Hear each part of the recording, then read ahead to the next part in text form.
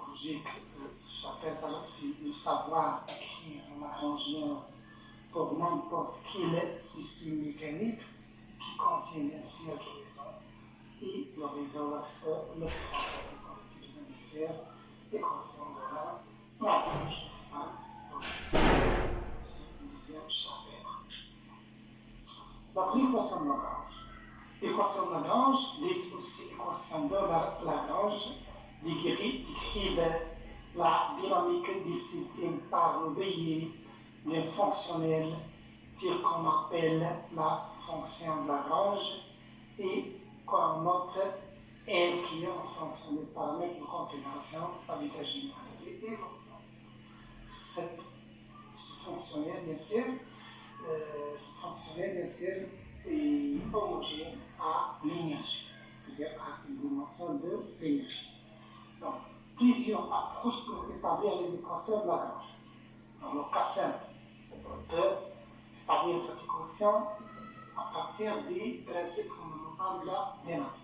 Ou bien, on peut avancer en utilisant, on établit cette équation de Lagrange à partir des principes variationnels, c'est-à-dire à partir de laquelle on définira le principe dit le moindre ainsi. On va voir ça par la suite. Et dernièrement, la dernière approche, il y a une troisième approche, en utilisant bien sûr le principe du travail de Fourier. C'est ça l'originalité bien sûr de l'équation de Lagrange, en utilisant ce dernier. Donc, si on veut utiliser le dernier, en appliquant le principe d'Alembert en dynamique que nous avons déjà écrit dans le premier chapitre, fondement de la mécanique analytique. Dans la somme de M alpha, gamma alpha, T, alpha, C, T, alpha, moins la somme de F alpha, T, alpha, C, T, alpha, c'est la zéro, c'est le deuxième, ou bien c'est le principe d'Alembert en dynamique. D'accord? Donc, on a, ça c'est la force généralisée, c'est l'expression de la force généralisée que nous avons déjà vue, voilà, qui est égale à cette expression-ci. Donc, on peut créer ce principe d'Alembert sous cette forme, la somme de M alpha, gamma alpha, B alpha, C, qui est égale à qui. D'accord? Maintenant, on va intégrer cette première, ce premier terme par partie. Donc, intégrant par partie le premier terme, donc qu'est-ce qu'elle donne le premier terme? Elle donne donc M alpha, gamma alpha, D alpha, C, qui est égal à la somme dt M alpha, R point, D R alpha, C, qui est moins 1, moins M alpha, R alpha point, DC, D R alpha, C, qui. C'est une intégration par partie de ce premier terme. C'est simple à vérifier. D'accord? Maintenant, on va écrire, on va montrer que dr alpha, ce facteur C, dr alpha c'est qui est égal à dr prime, c'est qui point. Et aussi, ce terme-ci, on va montrer que dr alpha c'est qui est égal à dr qui dr alpha c'est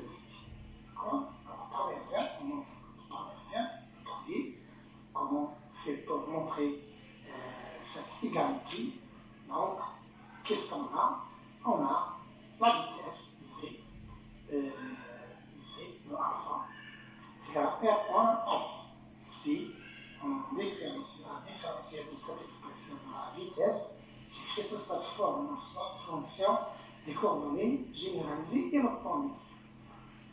Si je dérive cette expression dv alpha sur d qui point par rapport à l'état généralisé, puisque je trouve, bien sûr, ça est indépendamment de qui point, il reste seulement dr alpha sur d qui. dr alpha sur d qui, ce qu'on veut démontrer.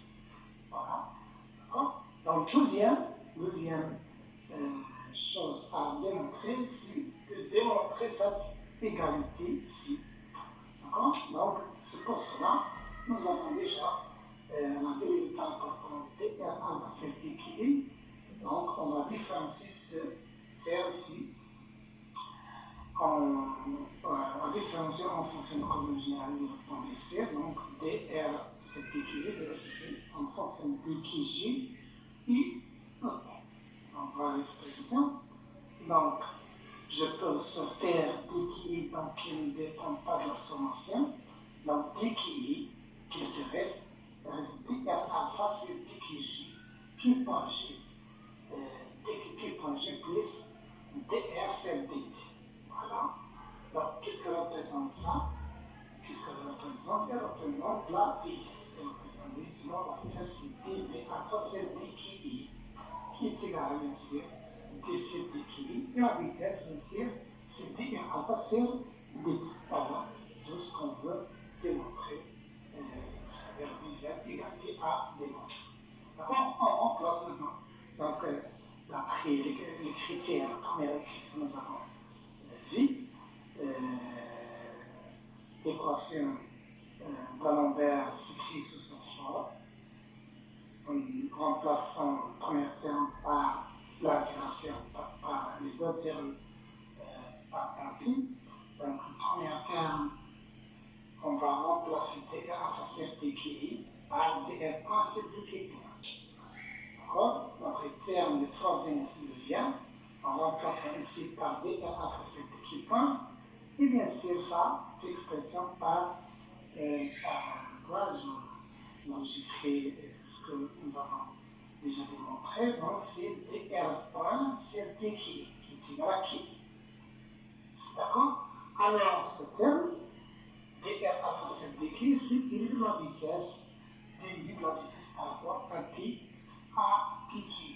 Et aussi, ça, c'est la dérivée de la vitesse par rapport à dqi, qui est égal, bien sûr, la force généralisée. Donc, cette expression-ci, il montre que la dérivée par rapport au temps, fois dc dqi, ça, c'est la dérivée de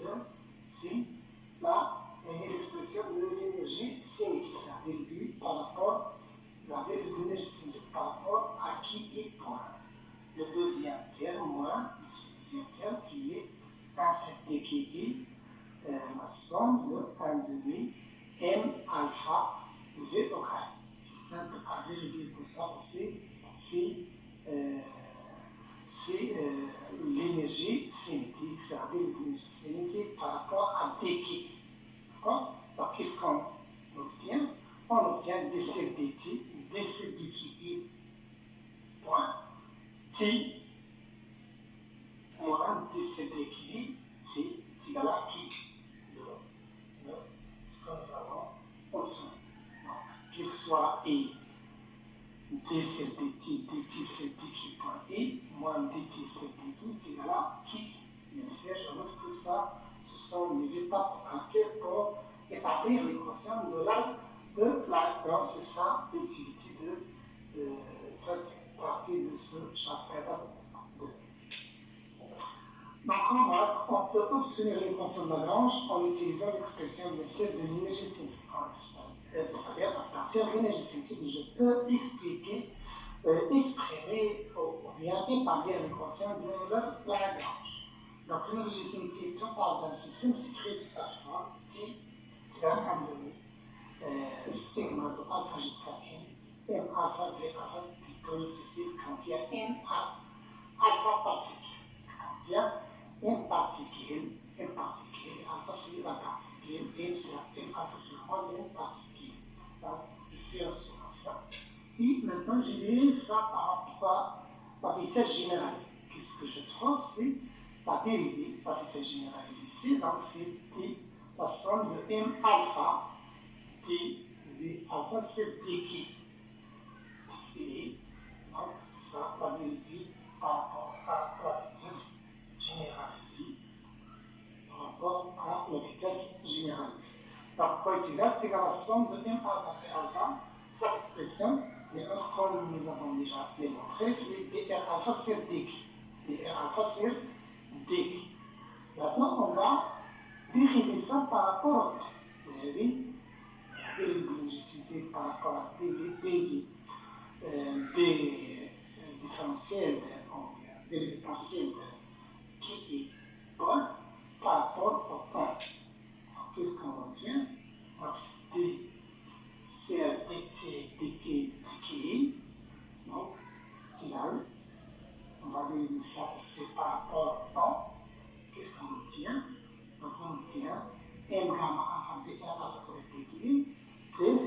alpha dv c'est dq. Donc, qu'est-ce que nous obtient? Donc, c'est égal à la somme de m gamma alpha dr alpha c'est dq. Et ça, c'est quoi? La somme de m alpha d alpha dv alpha c'est dq, mais on va vérifier ici par rapport aux coordonnées généralisées qui est. Alors, qu'est-ce qu'on obtient? Si je mets ce terme en première, donc je peux écrire pour la somme de dt dqi moins dt dqi fois delta r. Donc je multiplie par delta r et ici par delta r avec une sommation de i jusqu'à n dans le particulier qui existe dans le système. D'accord? Donc, comment je peux écrire? Je crée l'expression de ce déplacement V qui s'écrit sous cette forme, la somme de i jusqu'à n dr alpha c'est dqi. Donc ici réciproque, donc s'homogénise la sommation. Sinon, la sommation de sigma de alpha jusqu'à n et alpha gamma alpha d alpha. Pas delta. Qu'est-ce que reste à démontrer? C'est nous cherchons à démontrer que ce terme, bien sûr, est égal à la force généralisée. La force généralisée, donc, je simplifie par quoi je simplifie par ce terme-ci, qu'est-ce qu'il reste? Il reste la somme de dqi moins dt c'est dqi, delta dqi, qui est égal à la somme de m alpha gamma alpha delta de R alpha. Alors, je mets dans les deux termes moins qui alpha, moins ou bien moins qui i, c'est la force généralisée en delta qui. Ici, je mets aussi moins qui i, la somme de moins qui i, delta qui. Ici, ça me trompe. Voilà, on trouve que ça est égal. Je mets en facteur ça. Donc, ça, c'est m alpha, gamma alpha delta r, moins l'expression de somme, cette force généralisée fois le déplacement, fois delta de qi est égal à la somme des forces fois delta r alpha. Delta r alpha, comme nous avons déjà vu au premier chapitre. Donc, je factorise par delta R dans les deux. Qu'est-ce que je trouve? Ça sera c'est l'équation dans R en dynamique qui est égale à 0. Voilà. Et bien sûr, donc, delta qui est toutes les coordonnées généralisées sont indépendantes. Toutes les delta qui est indépendantes, dans le cas d'un système monodrome. Donc, je peux retrouver cette équation qui est l'équation de la Lagrange. Donc, c'est P, c'est dt, dt, c'est dqi, point, moins dt, d rond qui est égal à 0. D'accord? Maintenant, à discuter les différents cas des forces généralisées. L'équation de Lagrange dans le cas des forces conservatives. Dans le cas où toutes les forces sont conservatives, la force généralisée s'écrit sous cette forme sigma. Ça, c'était déjà fait au premier chapitre. Donc, c'est la somme de moins norma alpha d alpha dr alpha c'est dq. Donc, ça, c'est dv c'est dr alpha. Je trouve qu'il est égal à moins dv c'est dq. Voilà l'expression de la force généralisée.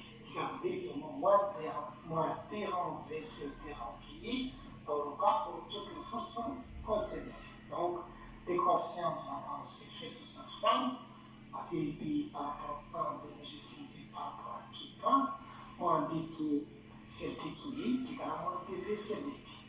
Voilà comment faire pour introduire le fonctionnel L.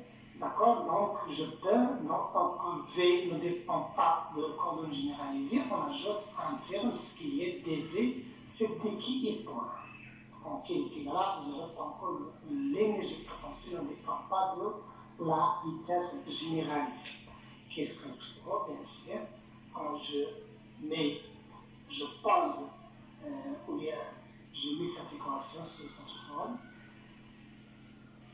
Là, vous voyez que si si j'ajoute ici un terme qui est dv sur d qui point, dv sur d qui point, je la mets ici, donc c'est d sur d qui point t moins dv, ça c'est 0, c'est le premier, moins premier, dt c'est dt, moins, donc c'est moins v égale à 0. Donc c'est un simple calcul à effectuer. D'accord? Et je remplace t moins v par une fonction, la fonction de Lagrange L, qui est égale à t, c'est moins la vitesse. D'accord? Donc qu'est-ce qu'on trouve? On trouve bien sûr si j'utilise L égale à t moins v, tel que Lagrange est un énergie cinétique et que je trouve la forme des équations de Lagrange en 4 simples où toutes les forces sont conservatives. Toutes les forces sont conservatives si dc dt, dl sur d qui point i moins dl sur d qui est égal à 0. Voilà la première étape de ce calcul. Ça, c'est l'équation de Lagrange dans le cas où toutes les forces sont conservatives. Donc, la méthodologie à suivre pour résoudre un problème en utilisant les équations de Lagrange. Donc, bien sûr, la première étape, c'est de calculer l'énergie cinétique. Puis, calculer l'énergie potentielle et construire Lagrangien L égale à t moins v. Par la suite, on va écrire l'équation de Lagrange qui est sous cette forme. Puis, je calcule ce terme, c'est ds sur d qui est. Deuxièmement, ds sur d qui point i. Et troisième, ce terme ds sur dt, ds sur d qui point i. Et on obtient bien sûr une équation différentielle qui nous aboutit bien sûr à définir l'équation de mouvement. Les équations de mouvement qui décrit bien sûr le système mécanique. Le système mécanique, bien sûr, la l'équation, nous avons la imposer les conditions bien sûr contrôlées généralisées, bien sûr, pour vitesse généralisée pour le résultat du système. Alors, toujours dans le cas des équations de Lagrange, les équations de Lagrange dans la mécanique analytique, bien sûr, comme qu'il a une dimension d'énergie, et correspondent des théorèmes généraux dans la mécanique classique de Newton. On utilise différents aspects énergétiques et différents théorèmes généraux qu'on a déjà fait, bien sûr, en mécanique classique. D'accord? Premier exercice d'application pour utiliser cette équation de la Lagrange dans le cas où les forces sont conservatives. On va écrire le Lagrangien d'un point cercle en utilisant cette équation-ci. D'accord? Donc voilà, un point de cercle, c'est le cas simple. D'accord? Donc un point A, numéro L, fil à une extension, bien sûr, qui oscille autour de la position d'équilibre autour de cette axe X, bien sûr, en effectuant un angle A. Donc il est clair que le coordonnée, le nombre de paramètres, le nombre de variables ici est égal à 1, c'est phi. Tant que X et Y sont liés par N, je peux utiliser phi directement pour décrire ce mouvement-ci. D'accord? Donc la première, c'est de calculer la vitesse, bien sûr. Donc V, l'énergie cinétique, donc on va calculer la vitesse premièrement. Donc V, c'est la dérivée de O A dt.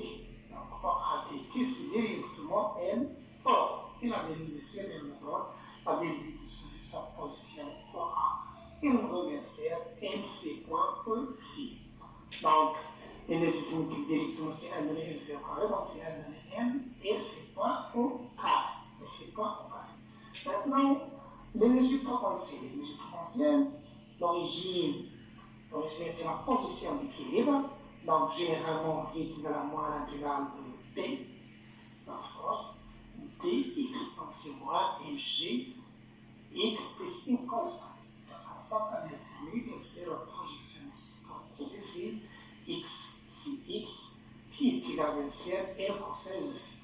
Donc, à la position d'équilibre, V de phi est égal à 0, c'est la constante, c'est-à-dire la constante, ça est égal à 0, c'est-à-dire moins mgl plus c est égal à constante, donc c est égal à mgl, c'est la constante. Donc, l'expression de l'énergie potentielle, c'est V est égal à mgl fois 1 moins cosinus de alpha.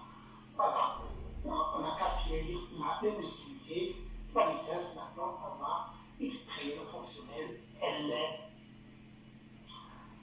Le fonctionnel, la fonction L, L fait point au carré, point mg, un nombre de d'accord. Maintenant, il suffit d'appliquer l'équation numéro 1, l'équation numéro 1, par bien sûr, la dérivée premièrement de LCT qui est, bien sûr, qui est ce qu'on généralisé, donc c'est DLCT qui est égal à DLCT, pourquoi est égal, ça c'est 0.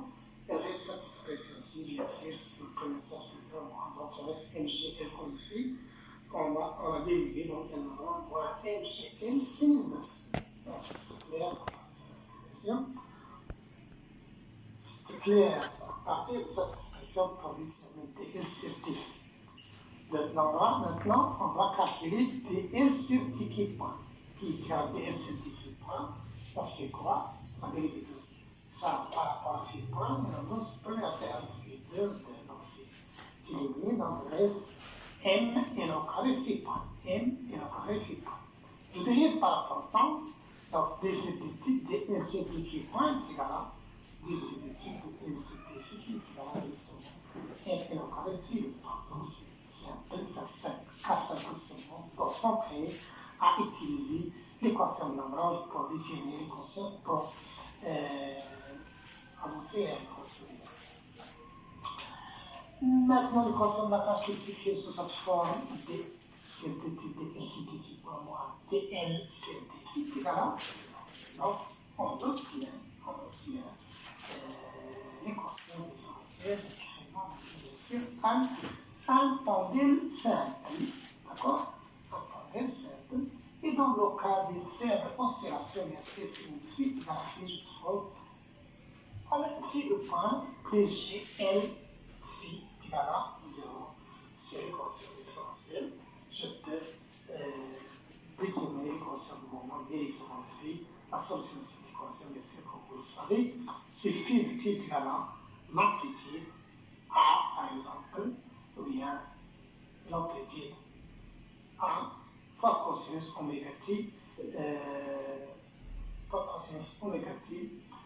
plus phi, ou bien plus, en autre terme, plus θ. Donc, bien sûr, θ et A sont des constantes à déterminer en utilisant bien sûr les conditions ici. Deuxième exercice d'application, c'est le cas des forces conservatives. Maintenant, par exemple, masse glissante sont frottement sur un plan incliné. Donc, une masse M glissant frottement sur un plan incliné. Voilà la position qui est ici en coordonnées généralisées comme par exemple X ici. Donc, il y a l'équation de mouvement. Il est clair qu'on va trouver que nous avons déjà traité ça, même si en terminale, on trouve que qui de point est égal à CR, J fois sinus de alpha. Mais on va utiliser ici l'équation de Lagrange pour définir cette équation de mouvement. La première des choses, Lagrange vient avoir l'expression T est égal à T moins V. Donc pour T, c'est un donné M x point au carré égale phi point au carré, et la vitesse c'est moins g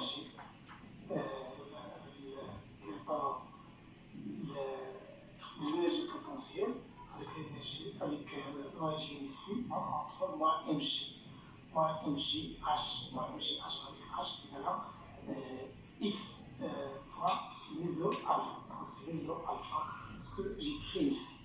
D'accord? Donc l'équation de Lagrange, en utilisant dans le cas certain, voilà, si je dérive, si j'ai fait la dérivation par rapport à l'énergie colonne généralisée et vitesse généralisée, je trouve cette expression décédée qui est point, moins mg sinus de alpha, avec par rapport à qui me donne, bien sûr, et à partir de laquelle je peux établir l'équation différentielle qui me permet d'obtenir bien sûr l'équation de mouvement, qui me peut être à g sinus de alpha.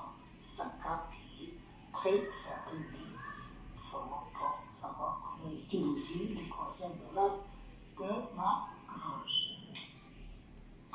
Troisième exemple d'application, c'est le cas de force conservative. Dans un plan vertical hors x et y, on considère un pendule simple L et de masse M, dont le point de suspension A se déplace à vitesse angulaire constante, oméga. Quatrième Lagrangien système, et on déduit bien sûr l'équation. Bien sûr, ici,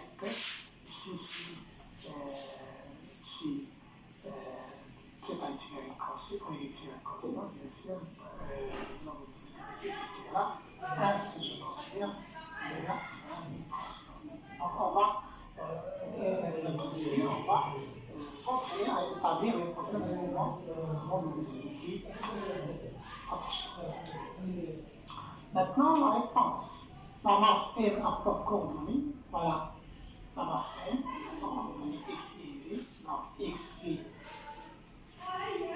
R cosinus oméga t, plus L cosinus oméga t, le même égal à R sinus oméga t, plus L sinus de t. Voilà.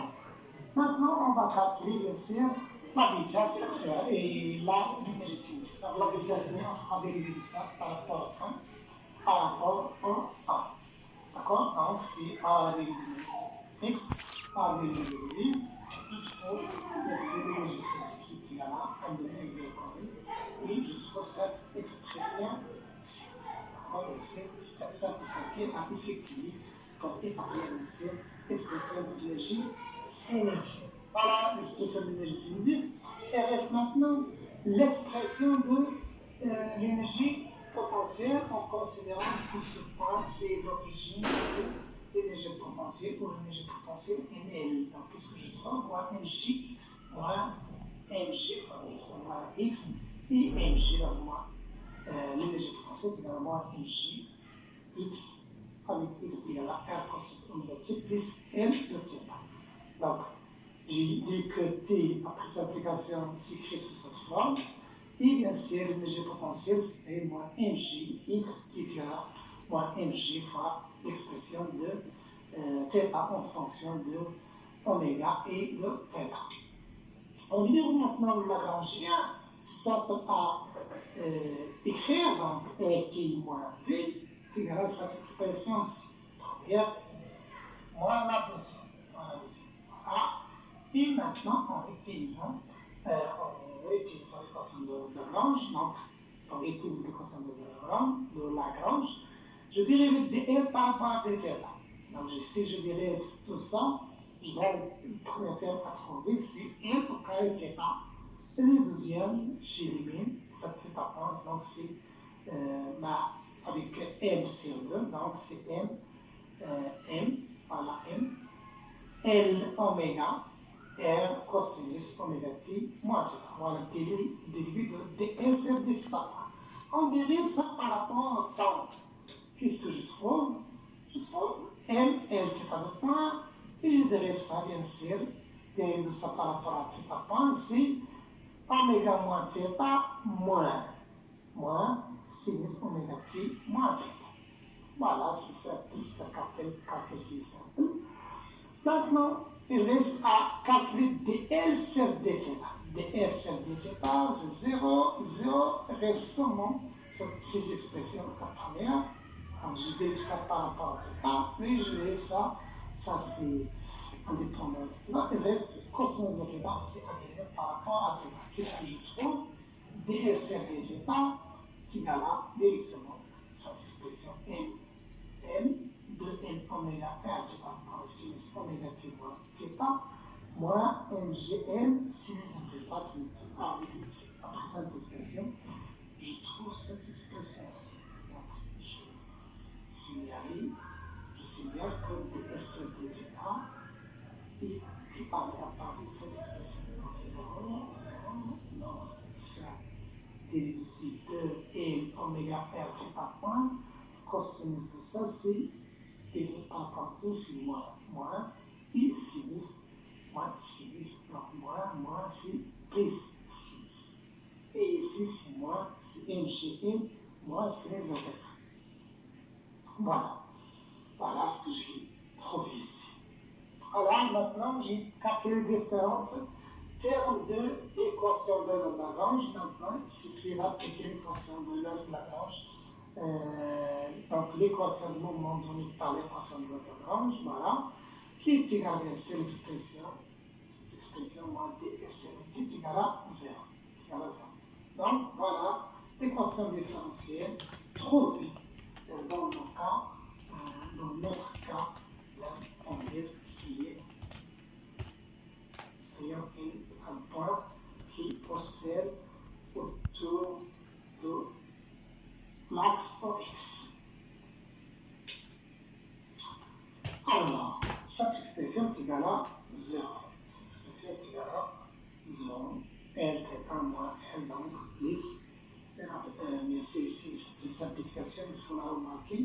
θ moins θ cosinus oméga moins θ sinus oméga t. Donc je la simplifie, je reste seulement ce terme-ci. Donc plus GL sinus de θ avec une simplification de m. On simplifie de 7 par m. Donc voilà l'équation différentielle à discuter, bien sûr. Est-ce que selon les oméga t, bien sûr, ici on utilise l'équation différentielle autour de la position d'équilibre, c'est-à-dire lorsque θ est faible, par vers 0, donc sinus de θ égale à θ. Et bien sûr, lorsque θ tend vers 0, oméga t moins θ égale à oméga t. Qu'est-ce que je trouve? On se place dans l'approximation du petit angle. Oméga t moins θ égale à oméga t, et sinus de θ est égal à θ. Ça c'est θ, ça c'est θ. Donc, je trouve θ, g, Cn, sinus de θ égale à oméga au carré 1 L sinus de θ. Donc, c'est l'équation différentielle. C'est l'équation différentielle d'un oscillateur harmonique forcé par ce terme-ci. Voilà, c'est l'équation de tendue simple, mais il est forcé. Voilà